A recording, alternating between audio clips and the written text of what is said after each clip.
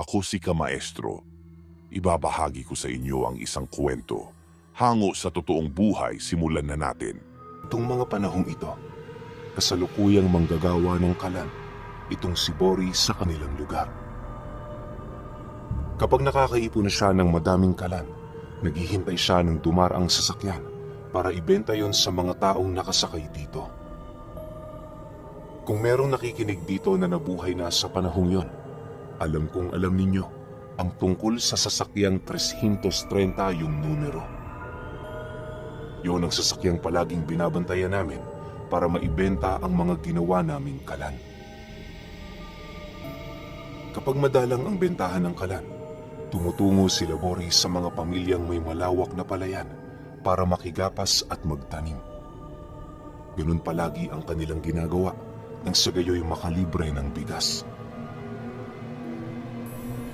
Sa loob ng humigit isang dekada na ganoon ang kanyang trabaho, nagawa naman niyang mabigyan ng maayos na pamumuhay ang kanyang pamilya. Napalaki din niya ng maayos ang 4 niyang anak, kung saan nagawa niya rin yung mapagtapos sa sekundarya. Para kay Bori, kontento na siya sa ganoong buhay, basta ang mahalaga para sa kanya, may binubuong pangarap ang kanilang mga anak.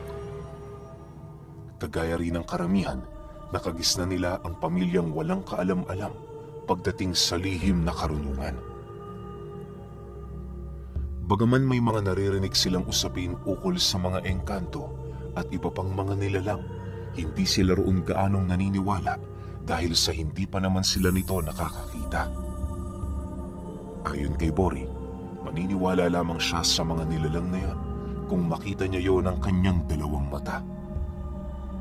Dagdag pa niya na, lahat ng mga kwentong naririnig niya, paniguradong dinaragdagan ito ng mga taong nagpapakalat nito. Dahil sa ganoon niyang pag-uugali, kung kaya't anumang oras, hindi siya nagdadalawang isip na umalis sa kanilang bahay. Kahit nga hating gabi, lumalabas siya para lamang magpahangin at maglibot-libot sa lugar nila. Sa katahimikan kasi ng gabi, nakakaramdam ng kapayapaan at kalayaan itong si Bori. Ayon sa kanya, na sa mga ganoong panahon, nagliliwanag ang kanyang isipan ukol sa mga bagay na kinakailangan niyang gawin. Nagkakaroon din siya ng kakaibang pakiramdam na parabang lahat ng kanyang problema ay naglalaho na lamang na parang bula. Sa pagsapit ng pista ng kanilang lugar, marami ang nakitayong taga-ibang baryo. Inuman dito, inuman doon, pagpapakilala rito, pagpapakilala doon. Halos bawat bahay na nakatirik noon sa kanilang lugar, magdamagang nakabukas dahil sa kasiyahan. Habang naglilibot noon si Bori, nasipat niya ang mga matatandang nag-iinuman. Inaasahan ninyong yayayain siya nito sa kadahilan ng palagi din niya yung nakakainuman. Paglapit niya sa kinaroroonan ng mga matatanda, agad naman siya nitong pinaupo habang masayang tinatagayan. O Bori, akala namin hindi ka napupunta. Bakit ang tagal mong dumating? Naglako ba kayo ng mga kalan? Bungad na wika ng matandang palagi niyang kakwentuhan. Matapos naman niyang marinig ang sinabi nito, napangisi lang naman siya habang tinutungga ang alak na iniabot sa kanya. Pagkababa niya ng baso, masaya naman siyang sumagot doon ng, Oo, kaso di ako nakabenta eh. Yung nilalakuan kong sasakyan, hindi dumaan. Kanina pa ba kayo rito? Bakit parang lulong na kayo sa alak?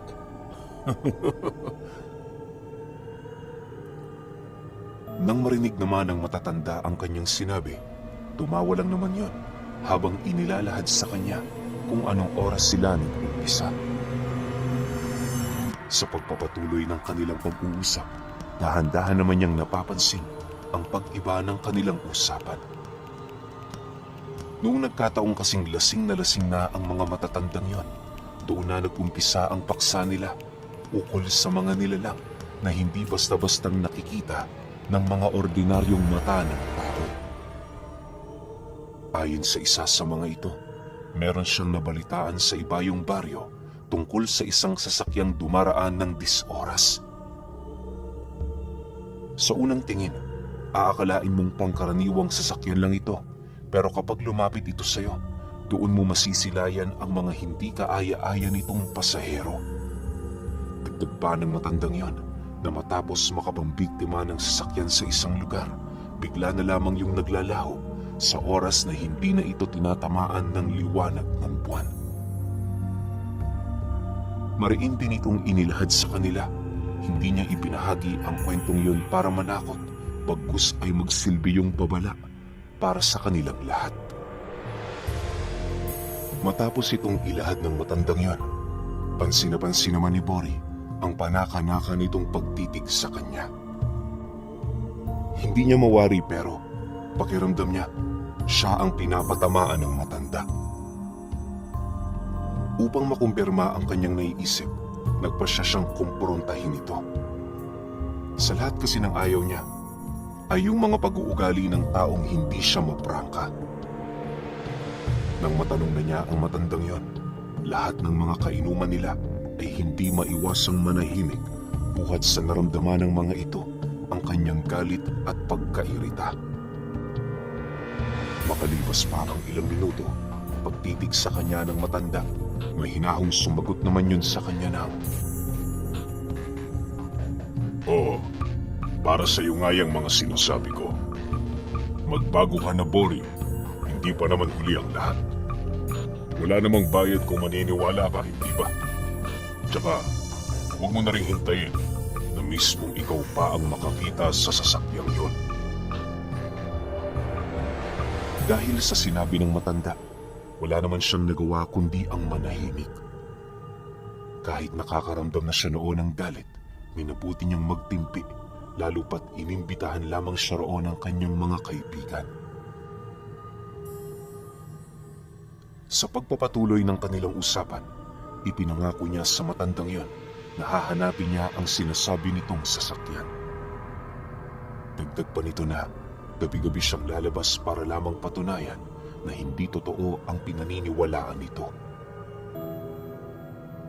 Nang marinig naman yon ang kanilang mga kasama, pilit naman itong ipinaling sa ibang bagay ang mga pinag-uusapan nila. Bukod kasi sa iniiwas na nila ang dalawa, hindi rin sila nakakasingit sa pinag-uusapan ng mga ito. Pagkaraan pa ng ilang minuto, kahit papaano, naging kalmado na sila Bori. Nang mapagtanto naman yon ang kanilang mga kainuman, pilit sila nitong pinagbati nang sa gayoy wala silang tampuhan sa bawat isa. Sa pagtungtong ng 12:00 ng gabi, doon na nagsimulang mabuwag ang kanilang grupo. Habang binabagtas niya ang daan pabalik sa kanilang bahay, naisipan niyang tumungo sa lugar na pinaghihintayan niya ng sasakyan. Sa isip-isip niya, kapag wala siya roong makitang sasakyan na dumaan, ibig sabihin nun, nagsisinungaling ang matandang yon. Dahil sa kanyang naisip, agad naman niyang tinahak ang daan papunta roon ng walang pag-aalangan. Sa pagdating niya sa lugar, matyaga naman siya roong naghintay sa kabila ng umiikot niyang paningin. Habang nakaupo siya sa tabi ng daan, wala naman siyang ibang napapansin kundi ang napakatahimik na paligid. Makalipas pa ang ilang minutong pagmamasid, laking gulat na lamang niya nang bigla siyang makasilay ng isang liwanag na nanggagaling sa isang sasakyan.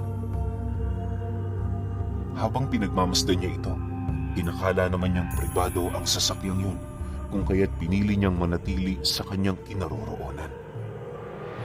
Sa pagdaan nito sa kanyang harapan, dahan-dahan naman niyang tumigil at kasabay nito ang pagrinig niya ng mga kakaibang pag-angil. Pagsilay niya sa loob nito, bigla naman siyang napatayo at napatakbo matapos niyang masilayan ang isang babae na dahan-dahang gumagapang pababa ng sasakyan. Maya-maya pa, Nang makalayo na siya sa lugar, halos hindi naman niya mawarin kung namamalikmata lang ba siya o totoo ang kanyang mga nakita. Paglingon niya kasi sa pinaghintuan ng sasakyang yon, wala na siya roong nakita. Dahil sa mga nangyari, agad naman siyang bumalik sa kanilang tahanan para magpahinga. Sa kabila ng mga nakita niya, nanatili pa rin siyang kalmado, buhat sa kalasingang nangingibabaw sa kanyang sistema. Sa pagsapit ng umaga, lahat ng nangyari sa kanya noong gabi ay halos hindi na niya maalala. Hindi naman niya yun gaanong pinagbigyan ng pansin, gawa ng marami pa siyang trabahong inaatupag. Pero pagtungo nila noon sa palayan, bigla namang nanumpalik sa kanyang isipan ang kanyang mga nakita dahil sa mga narinig niyang istorya. Ayon sa kasama niyang magsasaka, merong tumigil na isang sasakyan sa kanilang bahay noong gabi nang sa hindi malamang dahilan. Nagkataon naman noong tulog na ang kanyang asawa, kung kaya't ang panganay nilang anak ang nagbukas ng pinto para tingnan kung sino ang mga panauhing tumigil. Subalit, bago pa man niya marating ang kanilang entradang pinto, narinig niya yung sumigaw at kasabay nito ang biglaang paglaho ng liwanag ng sasakyan. Paglabas niya sa kanilang bahay, ang tanging naabutan na lamang niya ay ang saplot ng anak niya. Hinanap niya pa ito pero bigo na siyang yon ay makita. Ang mas nakakapagtaka pa sa lahat, papaanong may nakarating doong sasakyan, gayong wala naman doong daan. Hindi niya rin mawari kung saan pumunta ang anak niyang yon, sa kadahilanang kapag umaalis ito, sinisigurado muna nitong magpaalam. Nang marinig naman ni Bori ang tungkol sa sinabi ng magsasaka, doon na niya isiningit ang karanasan din niya noong gabi. Pagkarinig naman ng babae sa kanyang sinabi, malakas ang kutob nito na ang sasakyang kanyang nakita at ang sasakyang kumuha sa anak niya ay maaaring iisa.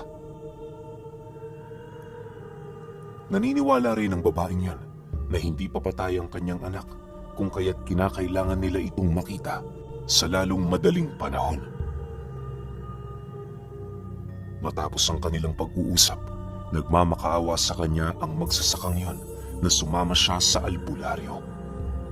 Ani nito, malaki ang maitutulong ng kanyang mga nasilayan para magawa nilang matuntun ang anak nito.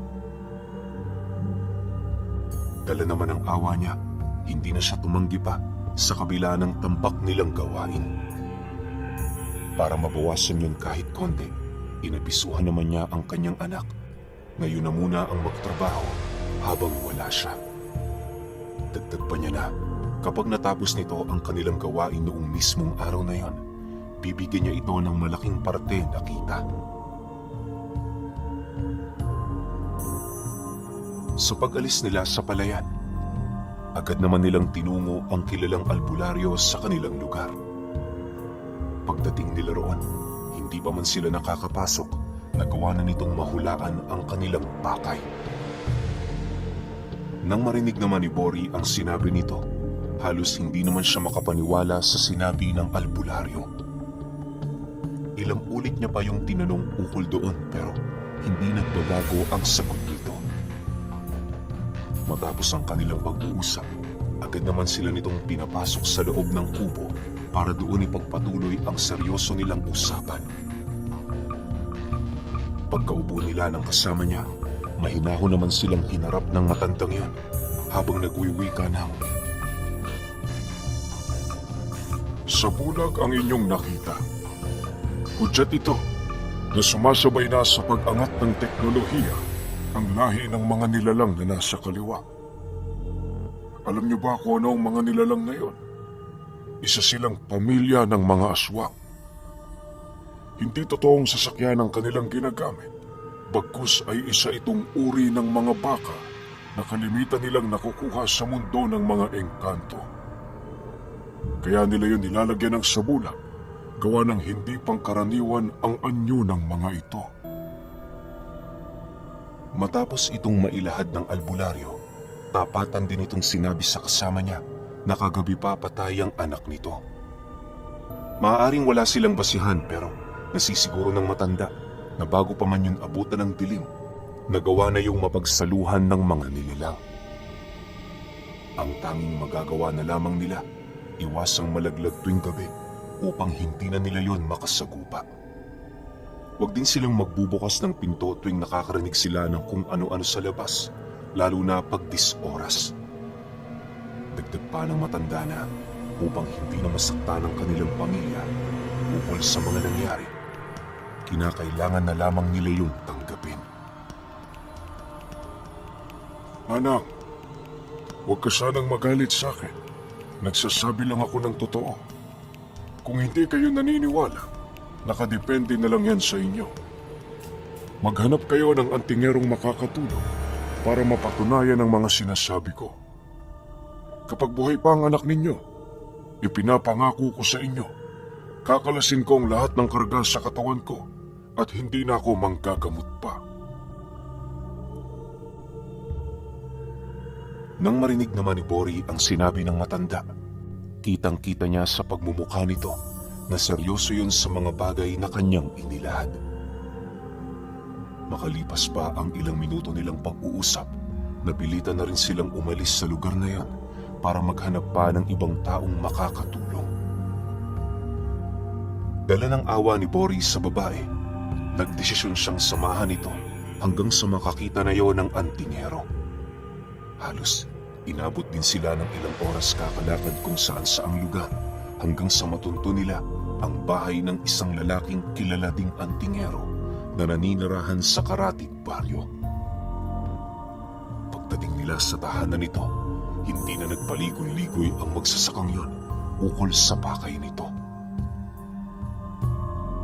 Matapos namang marinig ng antingero ang kanilang mga hinaing, gulat na gulat naman siya noon. Gawa ng kaparehas din ng albularyong una nilang pinuntahan ang sinabi nito. Sa puntong yan, hindi na niya maiwasan pang maniwala dahil kung totoong gawa-gawa lang yun ang matanda, edi sana hindi magkahalintulad ang naging pahayag nila ng lalaking nakatira malayo sa kanilang lugar. Sa pagpapatuloy ng kanilang pag-uusap, labis-labis naman ang pagpapasalamat ng kasama niyang magsasaka matapos nilang marinig ang pagsang-ayo ng antingero ukol sa mga bagay na kanilang gagawin. Bagaman naniniwala yung patay na ang anak nito, alang-alang sa kapanatagan ng kanilang mga sarili, sasama yon para ipakita sa kanila ang katotohanan sa likod ng mga nangyari. Habang hindi pa sumasapit ang gabi, doon nila napag-alaman na madalas nagpapakita ang mga nilalang na yon sa kanilang lugar. Dagdag pa nito na gabi-gabi yung dumaraan sa kanilang kalsada kung saan bumibisita yon sa mga bahay-bahay para kumatok at magpakuno-kunong nangangailangan ng tulong. Inilahad din sa kanya ng lalaking yon, hindi siya namamalikmata noon sa kanyang mga nakita. Matapos ang kanilang pag-uusap, minabuti na nilang manatili sa pamamahay nito. Kampante naman siyang umuwi noon ng gabi, lalo pat nakapagpaalam naman siya sa kanyang anak. Pagpatak ng 6:00 ng hapon, inihipan na sila ng dasal ng antingero nang sa gayoy magkaroon sila ng bakod at puder sa katawan. Naghapunan din sila noon ng sabay-sabay nang sa gayoy hindi sila makaramdam ng gutom sa kanilang gagawing pagbabantay. Nang mapansin nilang unti-unti nang dumidilim ang buong paligid, agad naman silang tumungo sa isang matalahib na daan para doon magtago. Ayon sa antingero, kalimitan niyang nasisilayan ang mga aswang na nakasakay sa isang sasakyan na dumaraan sa lugar na yon. Dagdag pa nito na, bagaman nakikita niya yung nagpapagala-gala ng 10 oras, hindi niya yun sinusubukang komprontahin, lalo pat hindi pa naman yun nagiging salot sa kanilang lugar. Nang marinig naman ni Bori ang sinabi nito, hindi naman niya maiwasang umalma sa kadahilanang ang buong akala niya tungkulin ng mga antingero ang magprotekta at magpanatili ng kaligtasan sa lugar na pinamamahayan ng mga ito. Dahil sa kanyang sinabi, seryoso namang napatingin ang lalaking yon sa kanya habang nagsasabi ng, Hindi sa lahat ng oras ganun ang aming trabaho. Sa tingin mo, kapag namatay kami, may magluluksa kaya? Gayong hindi nila alam ang palihim naming sakripisyo? Sa ganyang pag-iisip mo, kaibigan, mas lalo mo lang pinapahamak ang mga taong kasama naming namumuhay sa baryo.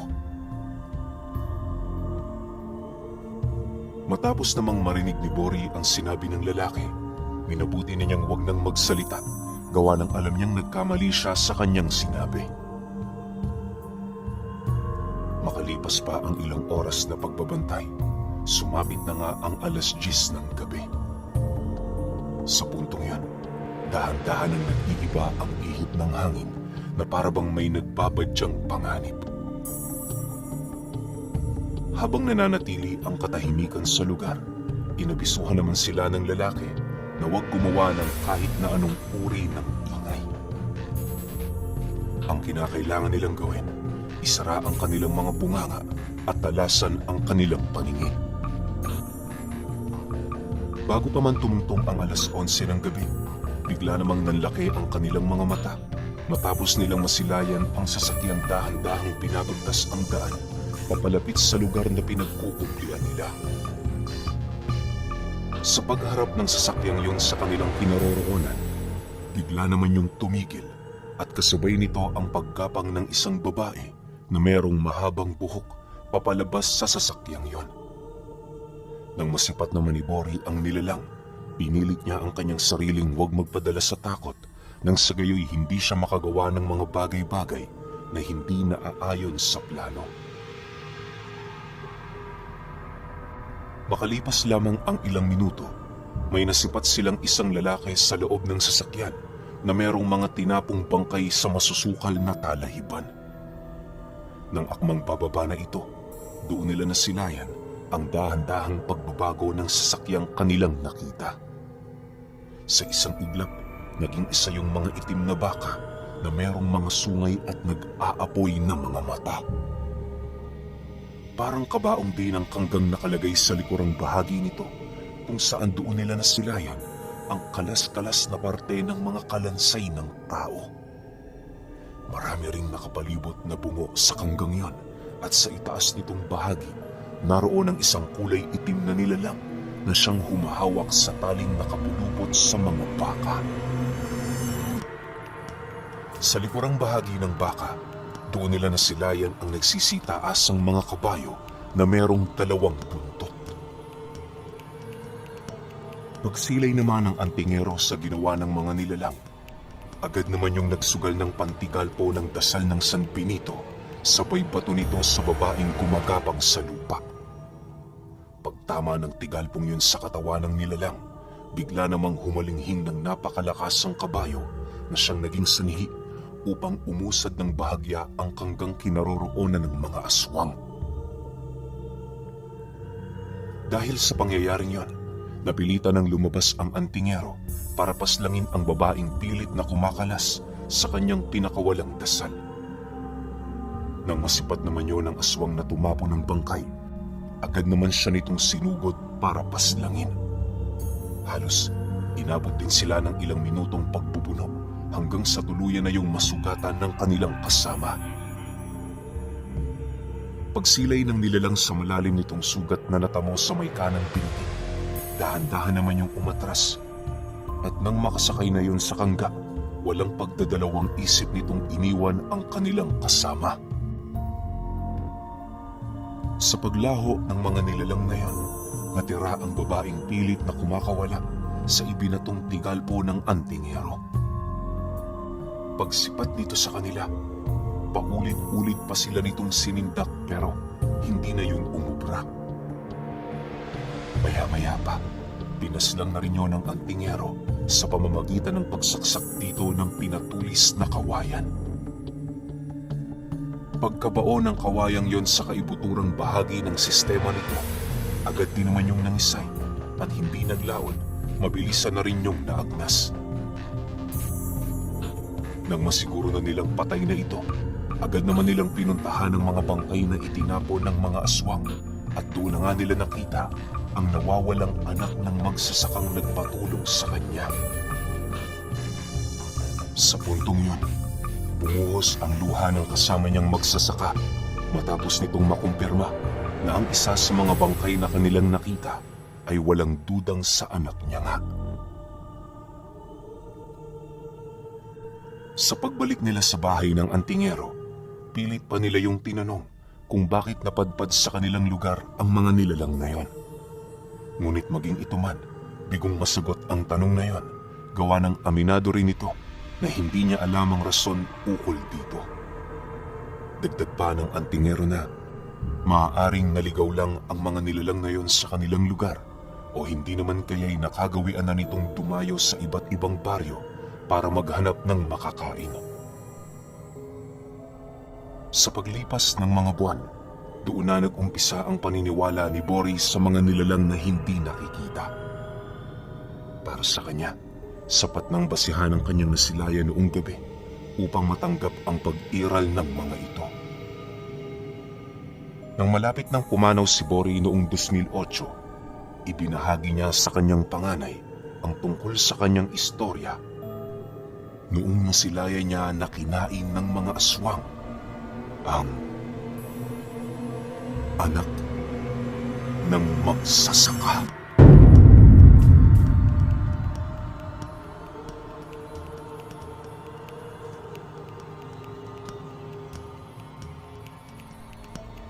Okay, opinyon ko sa kwento. Unang-una, paano kaya nalaman ni Bori na yung pinantigal po na itong antingero doon eh, dasal ng San Benito? Diba? Siguro pwedeng naging kaibigan niya yun pagkatapos ng insidente na to. Kasi nga, di ba, parang naging mulat na si Bori tungkol sa mga nilalang na hindi nakikita eh. Noong una di siya naniniwala.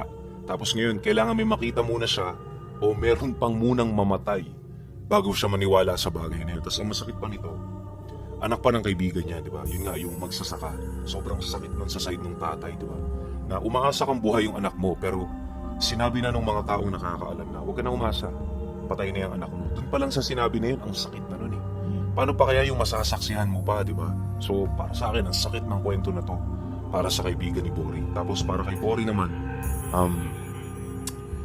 okay lang na maniwala ka ng konti.